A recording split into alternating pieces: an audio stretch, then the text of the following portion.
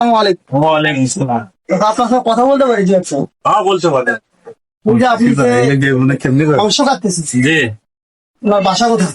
আমার বাসায় এই মহস্থানি এই মাদারের পশ্চিম পাশে ঘোড়ে যে মাংসগুলো কাটতেছেন এগুলো কি মাজারের মাংস?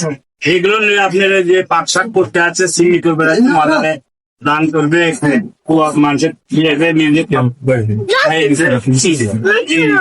এই নিউটি নিয়ে যাচ্ছে মাদার। এখানে যে লোকগুলোকে রান্না করে নিজে খান আর মানে নিজে খেতে পারে, মানুষও তো খাওয়াবে, মনে করেন সবাইকে খাওয়াবে, ফকির মিসকিনকে খাওয়াবে।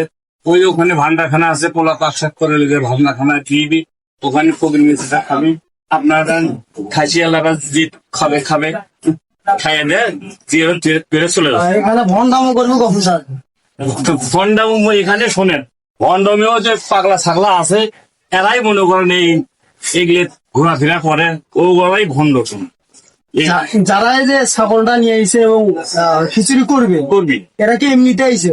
না, এই মাদারে মানুষ হয়তো রাখছে, যে কোনো নিয়তে মানুষ রাখছে, সেই নিয়ত পুরো আছে। এখানে মাদারে একটা খাসি দিবস আছে, যে খাসি কি 10 চাউল যেখানে মাদারে দেন যে ফেরত করে ওখানে দিয়ে আসবো, ফকির মিষ্টি খাওয়াবো, নিজেই খাবো।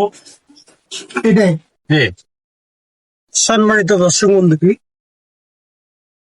কাছে এবং দূরে দেশ ও প্রবাসে যে যেখান থেকে দেখতেছেন সবাইকে আসসালামু আলাইকুম।